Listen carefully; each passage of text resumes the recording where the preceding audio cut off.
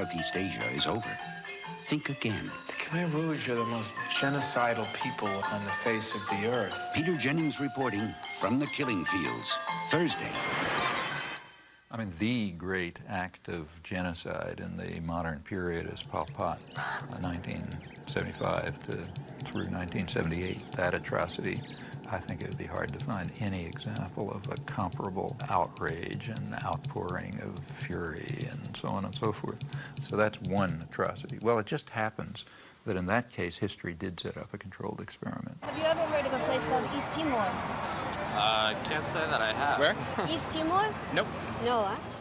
Well, it happens that right at that time there was another atrocity, very similar in character, but differing in one respect. We were responsible for it, not Pol Pot. Hello, I'm Louise Penny, and this is Radio Noon. If you've been listening to the program fairly regularly over the last few months, you'll know East Timor has come into the conversation more than once, particularly when we were talking about foreign aid and also the war and a new world order. People wondered why, if the UN was serious about a new world order, no one was doing anything to help East Timor. The area was invaded by Indonesia in 1975. There are reports of atrocities against the Timorese people, and yet Canada and other nations have consistently voted against UN resolutions to end the occupation. Today, we're going to take a closer look at East Timor, what's happened to it, and why the international community is doing nothing to help. One of the people who have been most active is Elaine Bruyere, a photojournalist from British Columbia. She's the founder of the East Timor Alert Network, and she joins me in studio now. Hello. Hi. One tragedy compounding a tragedy is that a lot of people don't know much about East Timor. Where is it? East Timor is just north of Australia, about 420 kilometers, and it's right between the Indian and Pacific Oceans. Just south of East Timor is a deep-water sea lane, perfect for U.S. submarines to pass through. There's also huge oil reserves there. One of the unique things about East Timor is that it's truly one of the last surviving ancient civilizations in that part of the world. The Timorese spoke 30 different languages and dialects amongst a group of 700,000 people.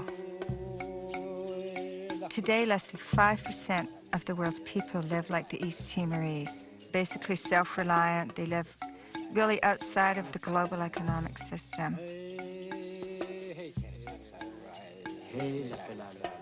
Small societies like the East Timorese are much more democratic and much more egalitarian, and there's much more sharing of power and wealth. Before the Indonesians invaded, most people lived in small rural villages.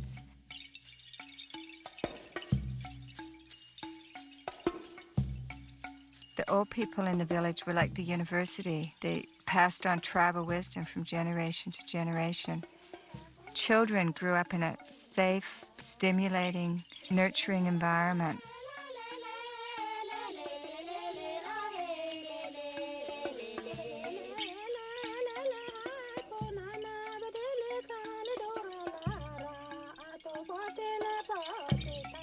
A year after I left East Timor, I was appalled when I heard that Indonesia had invaded.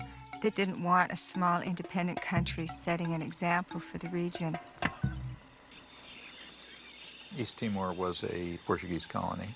Indonesia had no claim to it, and in fact stated that they had no claim to it.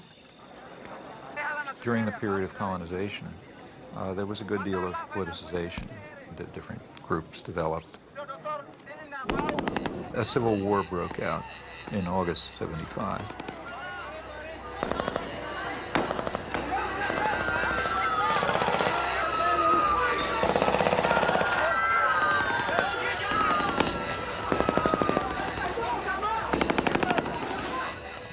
It ended up in a victory for Fredlin, which was one of the groupings, described as populist Catholic in character with some typical leftish rhetoric. Indonesia at once started intervening. What's the situation? When did those ships come in? They start arriving since Monday. 6, 7 boats together, very close to our border. They're not there just for fun, you know. They're preparing a massive operation. Something happened here last night that moved us very deeply. It was so far outside our experience as Australians that we'll find it very difficult to convey to you, but we'll try. Sitting on woven mats under a thatched roof in a hut with no walls, we were the target of a barrage of questioning from men who know they may die tomorrow and cannot understand why the rest of the world does not care. That's all they want, for the United Nations to care about what is happening here. The emotion here last night was so strong that we, all three of us, felt we should be able to reach out into the warm night air and touch it. Greg Shackleton at an unnamed village, which we'll remember forever in Portuguese Timor.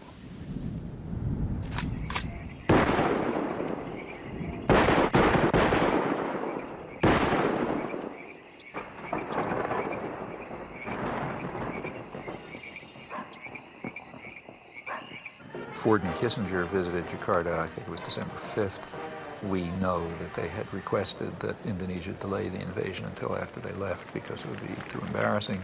And within hours, I think, after they left, the invasion took place on December 7th. What happened on December 7th in 1975 is just one of the great evil deeds of history. Early in the morning, bombs began dropping on Dili. The number of troops that invaded Dili that day almost outnumbered the entire population of the town. And for 2 or 3 weeks, they just killed people. E quando eu ouvi dizer fogo, eu deitei-me logo, pus-me logo no chão. Pus-me no chão e só senti os corpos a caírem por cima de mim, pareciam folhas, né? A caírem por cima de mim. E acompanhado de gritos, outros a chamarem pela mãe, a esposa, né? Aquilo era mesmo terrível. This council must consider Indonesian aggression against East Timor as the main issue of the discussion. When the Indonesians invaded, the UN reacted as it always does, calling for sanctions and condemnation and so on. Various watered-down resolutions were passed, but the U.S. was very clearly not going to allow anything to work.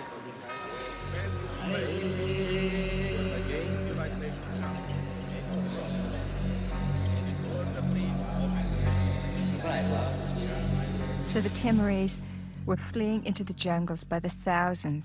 By late 1977-78, Indonesia set up receiving centers for those Timorese who came out of the jungle waving white flags. Those the Indonesians thought were more educated or who were suspected of belonging to Frelimo or other opposition parties were immediately killed. They took women aside and flew them off to Dili in helicopters for use by the Indonesian soldiers. They killed children and babies. But in those days, their main strategy and their main weapon was starvation. By 1978, it was approaching really genocidal levels. The church and other sources estimated about 200,000 people killed. The U.S. backed it all the way. The U.S. provided 90% of the arms. Right after the invasion, arms shipments were stepped up.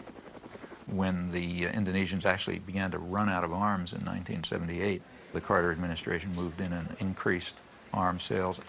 And other Western countries did the same. Canada, England, Holland, and everybody who could make a buck was in there trying to make sure they could kill more Timorese. There is no Western concern for issues of aggression, atrocities, human rights abuses, and so on, if there's a profit to be made from them. Nothing could show it more clearly than this case. It wasn't that nobody had ever heard of East Timor. Crucial to remember that there was plenty of coverage in the New York Times and elsewhere before the invasion. The reason was that there was concern at the time over the breakup of the Portuguese Empire and what that would mean. There was a fear that it would lead to independence or Russian influence or whatever. After the Indonesians invaded, the coverage dropped. There was some, but it was strictly from the point of view of the State Department and Indonesian generals, never a Timorese refugee. As the atrocities reached their maximum peak in 1978, when it really was becoming genocidal, coverage dropped to zero in the United States and Canada, the two countries I've looked at closely, literally dropped to zero. All this was going on at exactly the same time as the great protest of outrage over Cambodia. The level of atrocities was comparable. In relative terms, it was probably considerably higher in Timor. It turns out right in Cambodia in the preceding years, 1970 through 1975, there was also a comparable atrocity for which we were responsible.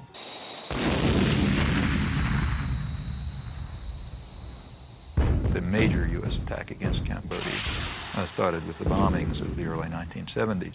They reached a peak in 1973, and they continued up till 1975. They were directed against inner Cambodia. Very little is known about them because the media wanted it to be secret. They knew it was going on, they just didn't want to know what was happening. The CIA estimates about 600,000 killed during that 5-year period, which is mostly either U.S. bombing or a U.S.-sponsored war. So that's pretty significant killing.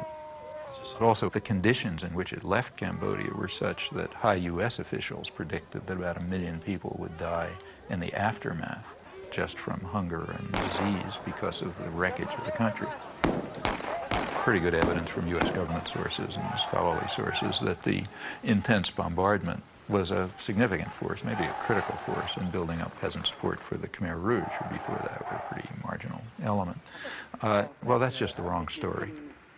After 1975, atrocities continued, and that became the right story, because now they're being carried out by the bad guys. Well, it was bad enough. In fact, current estimates are that, well, you know, they vary. I mean, the CIA claimed 50 to 100,000 people killed, and maybe another 1 million or so who died one way or another. Michael Vickery is the one person who's given a really close, detailed analysis. His figure is maybe 750,000 deaths above the normal. Others, like Ben Kiernan, suggest higher figures, but so far without a detailed analysis. Anyway, it was terrible, no doubt about it. Although the atrocities, the real atrocities, were bad enough, they weren't quite good enough for the purposes needed. Within a few weeks after the Khmer Rouge takeover, the New York Times was already accusing them of genocide. At that point, maybe a couple hundred or maybe a few thousand people had been killed. And from then on, it was a drumbeat, a chorus of genocide.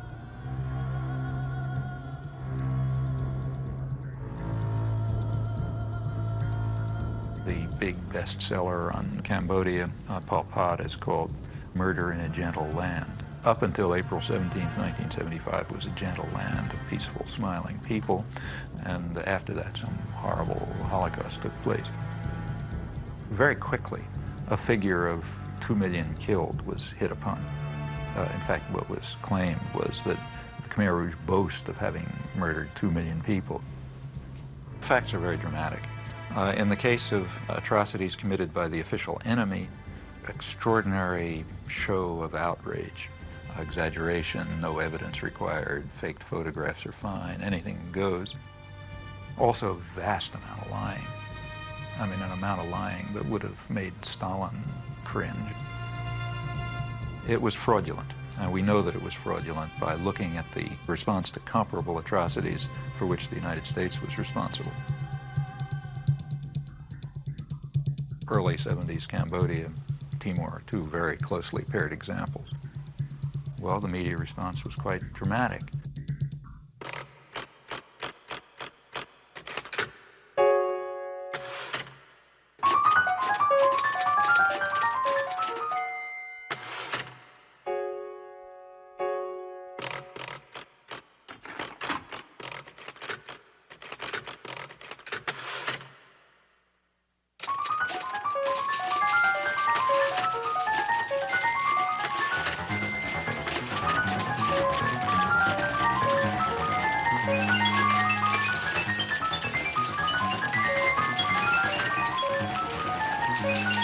Back in 1980, I taught a course at Tufts University. Well, Chomsky came around to this class.